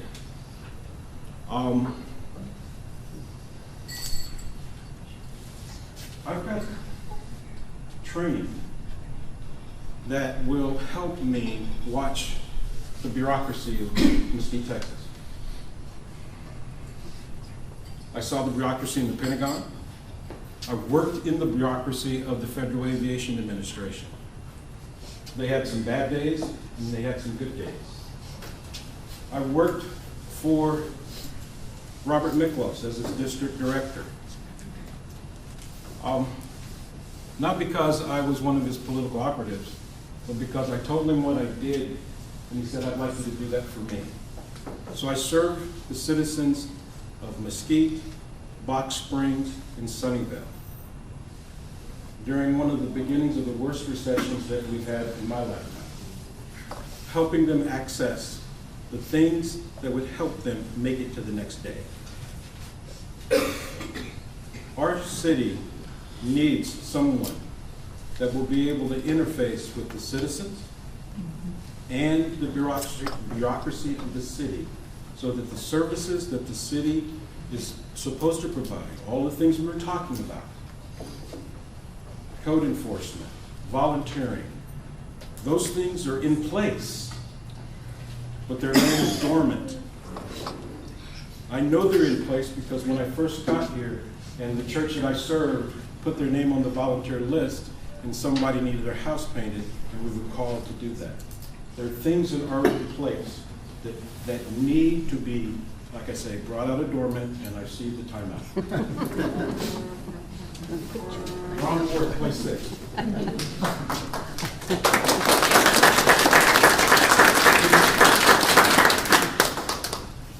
Well, once again, thank y'all for having us tonight, and thank you, Sergio, for the invitation, Fernando, Robert, and the other officers in the club. I appreciate being here.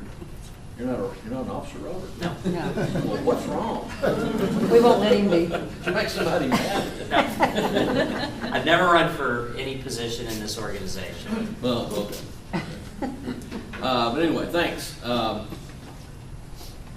Once again, my financial background, my experience, my community service that I've been involved in over the last 25 plus years, I think qualifies me to be your city councilman.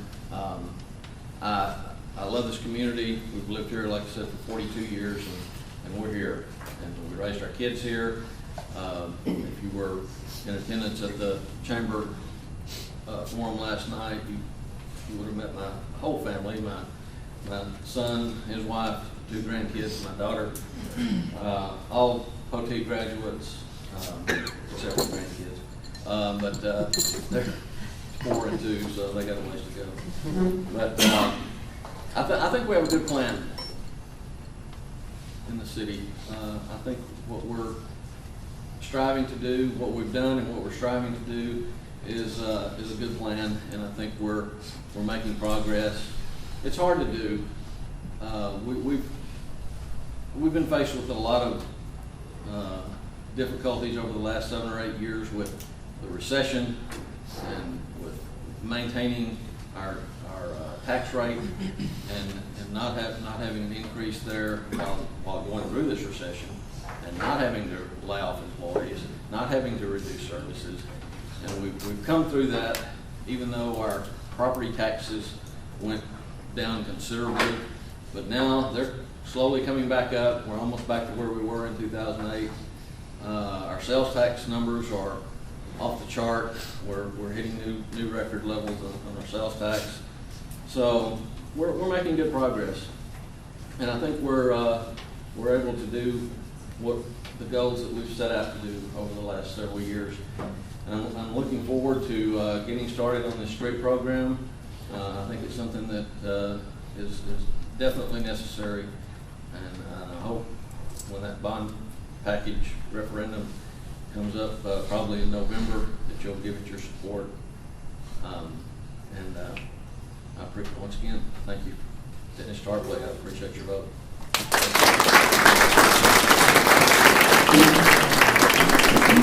Thank you very much, Kobe. All right. Now, moving right along, we're going to do Mayor John Monaco and Sam Pickett, former council member here. As we can all see, Mayor Monaco is not here. Let's stand in so he gets all the abuse like Jeff. So we're going to let everybody situate for a second. It is getting late. Okay. That's to keep you awake.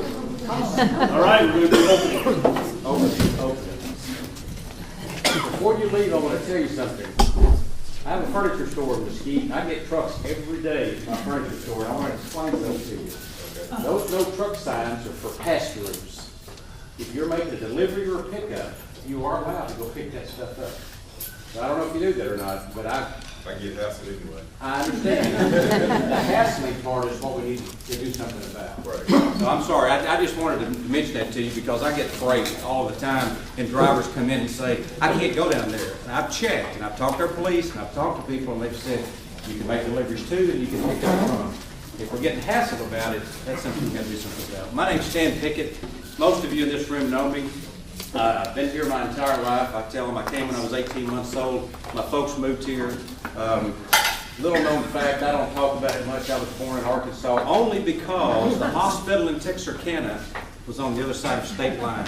My folks lived in Hooks at the time, and I would have been born in Texas. The hospital would be on the Texas side. Been here since 1959. Made my life here. I mentioned the furniture store, Quality Furniture. You know, we don't do plugs for our businesses, but owned that for 30 years. Started by an uncle of mine in '75. And it's been a very successful and prosperous time because of folks like you, customers, people in town, things like that have allowed me to grow my business, to provide for my family, to provide for my children. I do tell a lot of folks that we've moved several times. We moved last year here in Mesquite. My children are grown. They're in their 30s. They have family. They have one granddaughter, one on the way. And we could go anywhere we want. We hear this a lot. We could go where we wanted, but we bought another home here in Mesquite. It's our 4th home. We're staying here. We're going to be here. We want to be part of you. And I just appreciate the opportunity for you to allow me to run for mayor. I served 10 years on the council. I think I've got the experience through those 10 years that allows me to know how the workings are. I don't have to have time to figure things out. I stepped away for a year. My mother was ill. She's doing much better now, but I felt like I needed to spend time providing care for her, and it was very rewarding. I needed to do that. That 1 year stepping back has allowed me to reevaluate even some of the decisions that I'd made and some of the votes I had during that time. It was a tremendous opportunity to look back, look out and say, wait a minute, you know, things have changed since 2000 and I have to stop and think about it, 2004 when I was first elected. And there's things that are different today, and our citizen input is part of that. I just look forward to having the opportunity to serve on our council as your mayor. Very good. Thank you. All right, we'll read this question one last time. We are all aware of the poor conditions of our streets here in Mesquite. The council is now planning to bring a multi-million-dollar bond election to voters to address the pressing road needs. What should the council have done differently to prevent us from being in the position we find ourselves in now?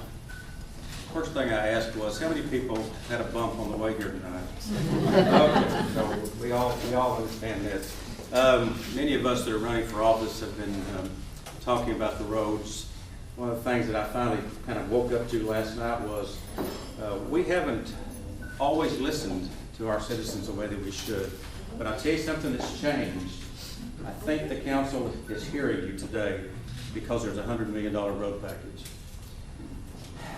There's a lot of reasons why the roads have deteriorated, really too numerous to mention. Our city had a tremendous growth up until the mid-'80s, up until the early '90s, really. We were growing, we were building, we were having new homes, new people. It was exciting, everything was happening. So where are your emphasis? What were you thinking about in the '70s and '80s when all that was going on? Man, I got to get out. I want to buy a house in Creek Crossing. I want to go out I want to buy a house in North Mesquite. I want to go buy. What were y'all thinking about? Same thing I was thinking about. Well, what happens to the streets and the roads and the neighborhoods that have been here a long time? Well, they're okay. 70s, they were not 35, 40 years old. They were 25 years old. So the emphasis became on the growth. And I think in a lot of ways, councils for years, it didn't come up. It wasn't a priority. As things changed, all of a sudden we've got to look at that and we realize that, wait a minute, these roads now have gotten worse and a little worse and a little worse. And you multiply that by about 10 or 15 years and the growth stops and the housing slows down and the economy gets bad. And we realize, wait a minute, we haven't done anything about it.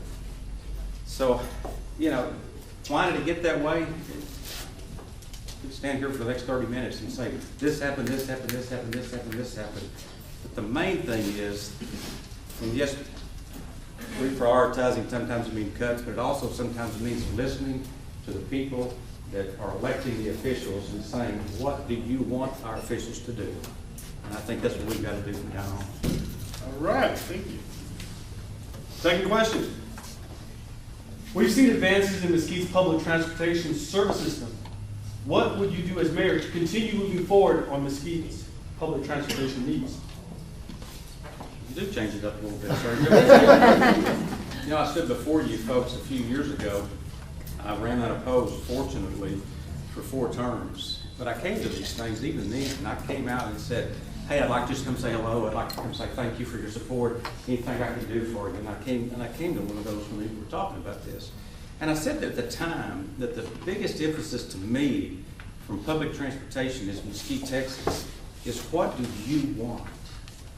What do the people want? Our public transportation and the efforts that we've made, in my opinion, has been somewhat top down. It's been, I want to get this bus going, I want to get this accomplished, I want to do this, I want to make this happen, this is what I want to do. We knew we couldn't do it, and I was on council during that time. We knew we couldn't do a charter election or amendment because it would, we did a lot of work with lawyers, and they said, the only way you can put this in front of the people is to do a charter election, and that wasn't going to be something that we could really pull off and do at that time. But what I had kept saying over and over again about public transportation in Mesquite was, what do our citizens want? Do you want one route to Longview and get on the train and that's it? Do you want a bus service that runs around town East Mall? Do you want to be able to get to Beltline at a different station? What do you want to get to? You know, I'm in favor of doing what the citizens want to do in Mesquite, Texas. We have to figure out how to pay for it. It's not free. I just heard time with the bell go off. But that's what I want to do, is to say, what do the citizens of this town want to do?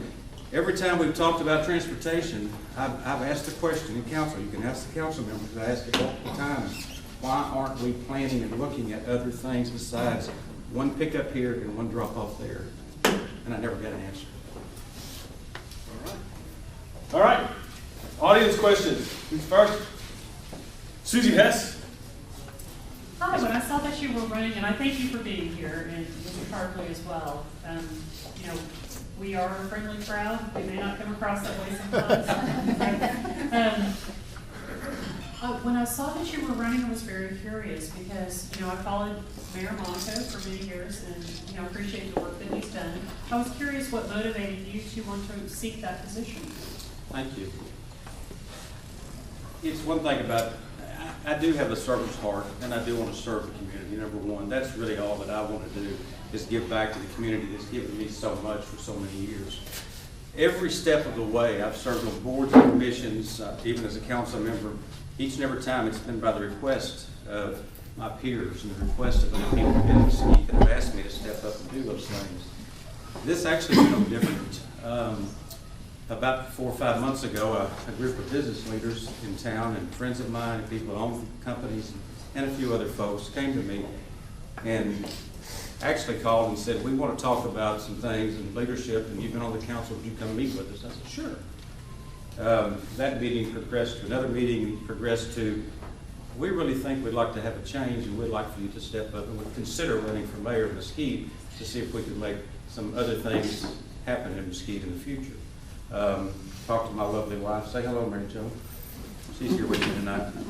Talked to her, talked to some other people and talked about that as well.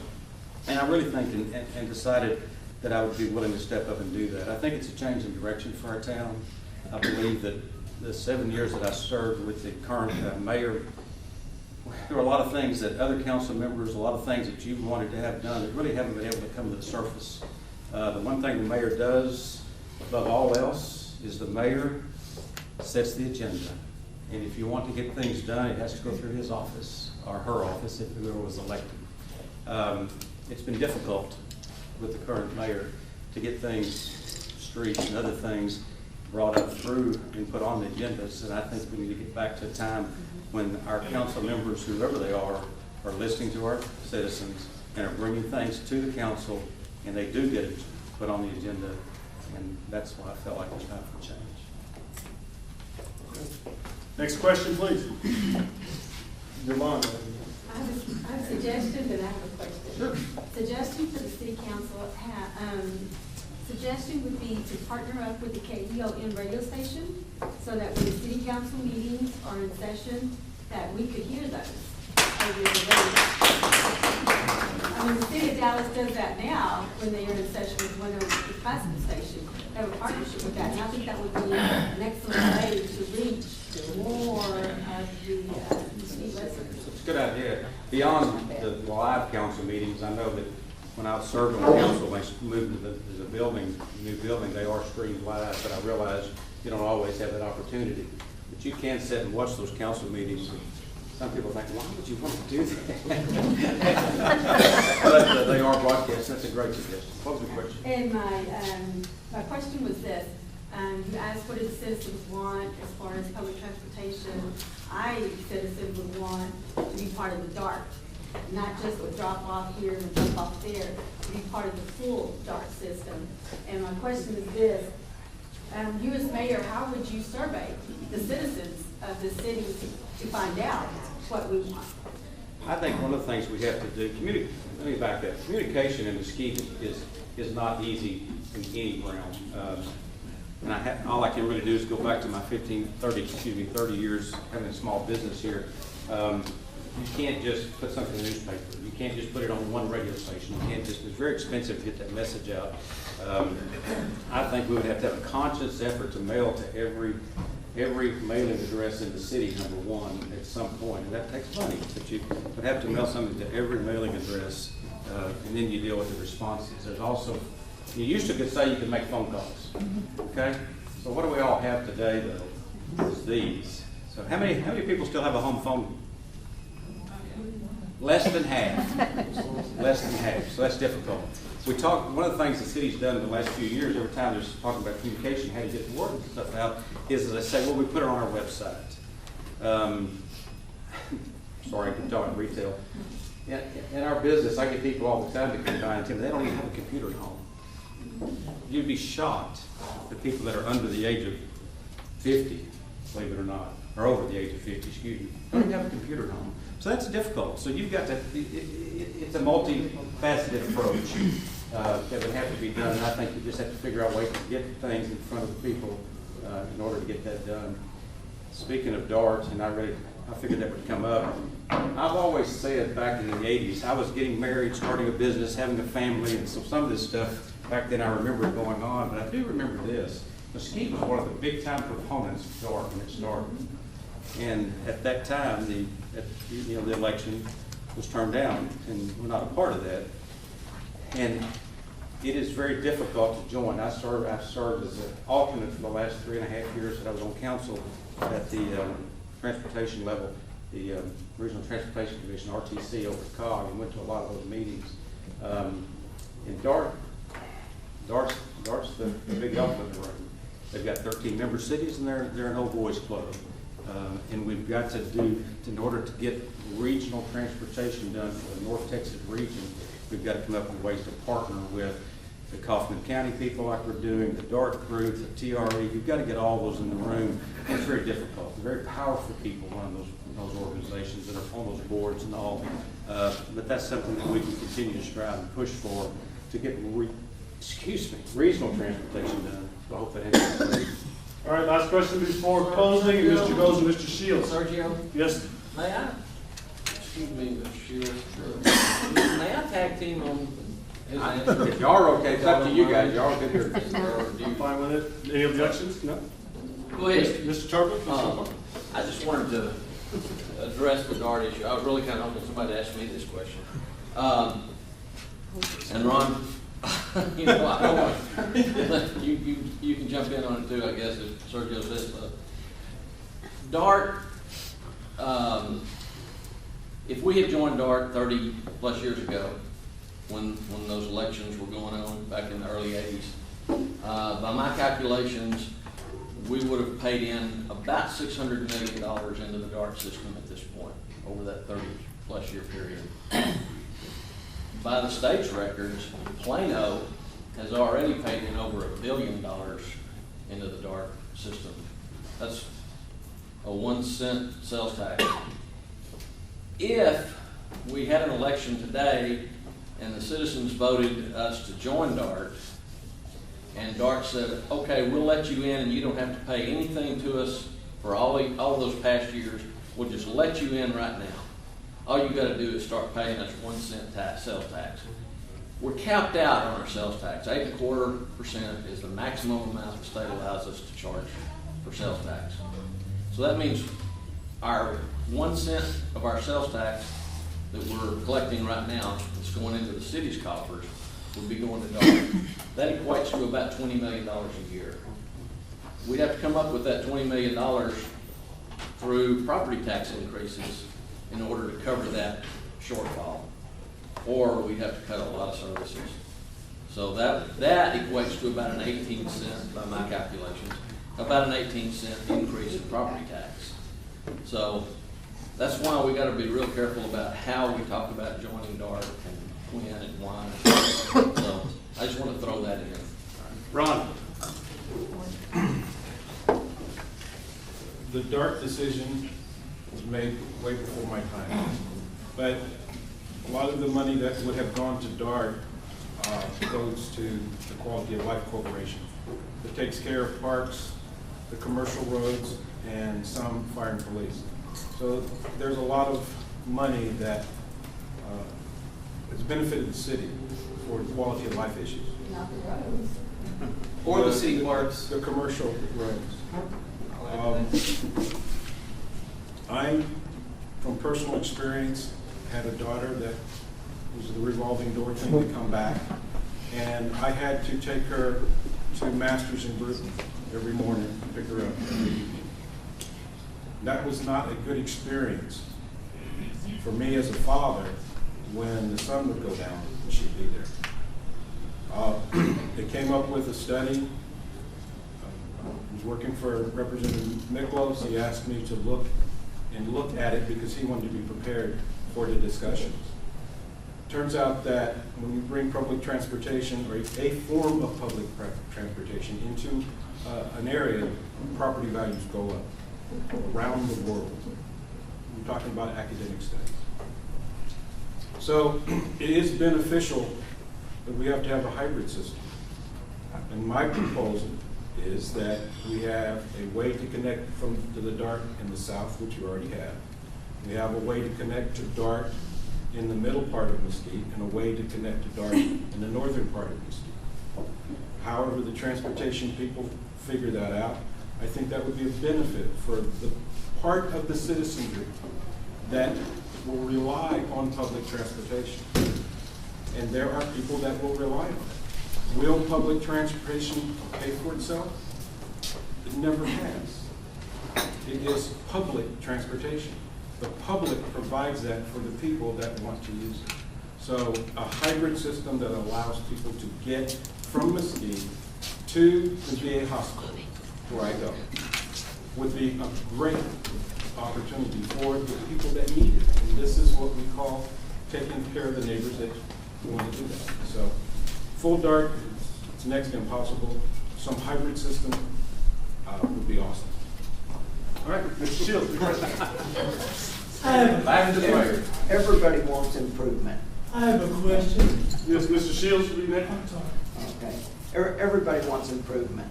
And of course, you have to have economic viability. And Mesquite does have some great transportation roads. We forgot about, we have 30, we have 80, we have 70, we have 635. So there's great access to get to Mesquite from citizens that want to come to Townies Mall and all that. But how do we actually increase economic viability to Mesquite that makes it attractive, not only by tax abatements, but what other items, other than going to the state and asking our representatives to, do whatever we got to jump on, Garland would jump in and kind of go, how does Mesquite distinguish to create that economic viability? A lot of people, when they talk about economic development, they count rooftops, and they look at, what's the word, disposable income. That's what they look at. And we are more of a middle class community. But we spend a lot of money out here. Our actually sales tax numbers are about $26 million annually, the sales tax we collect. And I can't remember, that's 1%, but that would equate to hundreds and hundreds of millions of dollars. I didn't bring my calculator. I shouldn't start a sentence that I can't finish, but anyway. We need what I call aspirational housing, more neighborhoods, and it's not high-end, expensive $1 million homes. That's not what I'm talking about. But we've had a mention tonight about, I don't know if that's tonight or last night, about why our children graduate from high school, get jobs, get married, and then choose not to come back here. And I've talked about that, some of the neighborhoods that we have that we can be building in the future need the amenities that other communities give us. And I think it's a matter of having some different kinds of neighborhoods, some better neighborhoods, and some of the people that have left Mesquite for years and years to stay here, come back here, that have that disposable income to help do that. In terms of bringing businesses that we hear at the council meetings I've been to, start going back in January. Why can't we get this business or that business? Or how come they won't come to Mesquite and this won't come to Mesquite? It's going out and proving to these people that we do have people in Mesquite that want your services. We do have people in Mesquite that will shop at your houses, at your establishments, and we do have people in Mesquite that want those type of things you can provide for us. And I think it starts with fixing our roads. We've heard all about this. It does start with doing the infrastructure on the roads and things like that. But we've got a lot of work to do to continue to raise the level in Mesquite so that it's, we're not going to be on par. Everybody wants to be Frisco. Frisco was developed as an open field. They were able to start with nothing, a flat piece of ground, and do that from the ground up. We've been here since the 1800s. we didn't have that opportunity. But now what we've got to do is manage what we have moving forward, and I think that's the way we get it done. All right, Eli, you got to ask a question before My closing. question is, this is city manager style government. That's correct. Does anybody ever review the city manager himself? Yes, sir. I never read or hear anything about it. The mayor and city council hires 3 or 4. It's the city manager, city attorney, city secretary. Is there a 4th or just the 3? Oh, the judge. The judge. It's done on I believe a biannual basis. They have a rolling contract, and that is done on a regular basis. Yes, sir. And I appreciate that question. One of the things that I'll mention real quickly, I get probably part of closing, is one of the things we haven't done enough of, in my opinion, in the last 7 or 8 years, is the forward-looking, the planning, the retreats and the things. I know that about 5 years ago, and on council, I one day started asking publicly out in front with everybody and staff and all, when's the last time we had a planning retreat? When's the last time we looked at a 3-year and 5-year plan? And they kind of just looked at me like, well, what do you mean? I said, well, we need, cities have to do this. You've got to be, you've got to be looking out, and no one was bringing that up. And at that time, we hadn't done it in over 6 years, so our 5-year plan was kind of gone. So we had a planning retreat, and I know that's one thing that they're talking about again now, and that was about 5.5, 6 years ago. And I want to be sure, if elected, that we follow through with that, because we've got to continue to look at not only our staffing in situations like that, but we've got to plan and look at what we're doing out in the future. Is there one?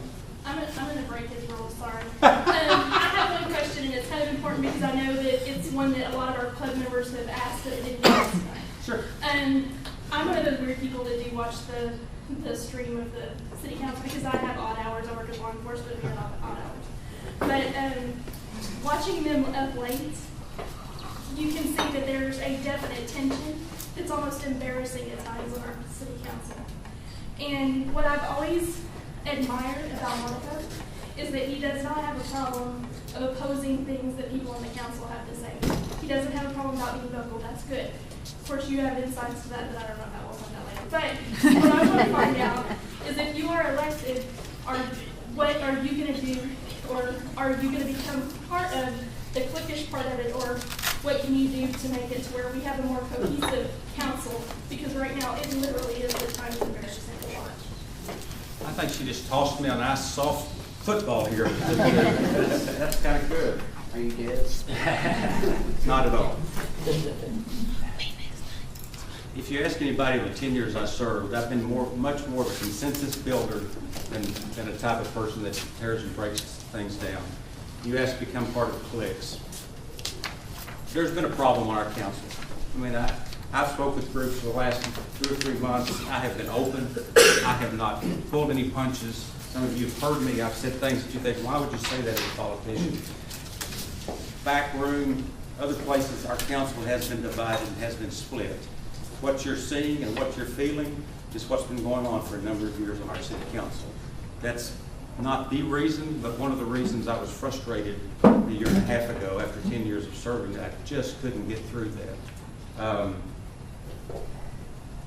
As your mayor, there has to be a consensus building. You don't always agree. We had Mr. Rojas talk about earlier. You don't always agree. We didn't always agree when I was on this. Former mayors, we didn't always agree. But you know what the difference was? It was in the back room. It was left. When we got out front, unless it was something, there was times, it was big. There's times you have to have controversy and debate. There's no doubt. But for the most part, when we got out front, you know, whether it's 5-2, 6-1, whatever, there was no bickering and fighting. There wasn't anything like that. We haven't had that for the last 7 or 8 years. And to answer your question, that's a big reason I'm running for this office, that I can bring these people together. And I think if you call any council member and talk to any of them, they'll tell you, call staff, call anybody you want to, that that's one of the things that I really was trying to do when I was on that council. You know, things are different, and we need them to change. All right, you want to close or go in there? Well, I could in there, but I'll just say a couple of things. Yes, sir. Real quick. It has been such a joy and honor and privilege. This election is 9 days away. probably somebody can tell you how many hours and how many minutes. Running for mayor has been an eye-opening experience. And I've had this happen several times. It's happened again. It's extremely humbling. Extremely humbling. As a council member, and as I ran for council, I had a lot of way to go. Glad you're doing this. We support you. We help, you know, whatever. When I started talking to people about running for mayor, you know, the tenor changed completely. And I don't mean this crass. I don't mean this bad. I don't mean this anything. In the last 3.5 months, I've had 2 people that I've talked to personally that have said, no, we're not going to support you. 2 people out of hundreds and hundreds of people. That's humbling. You know, I want to be your mayor. I can do the job. Days and hours I could go and talk about all the boards and commissions, the national. I serve on national boards now in the furniture industry. I've got a little company with 2 stores. I serve on a national board in the furniture industry, in my industry, that has people that own $100 million companies. And I was asked a number of years ago to serve on that board. I have the leadership skills that can make the city move forward. I have a business here that I want to continue moving forward. I have council members that I've served with in the past and may serve with in the future that I think I can bring consensus and gathering to. And on top of everything, the council is hearing now, with Mr. Archer and others that are out there working in our community, that the voice needs to be heard. And I want to be that person that hears that voice. I'd appreciate your vote now and up until May 9th. Thank you.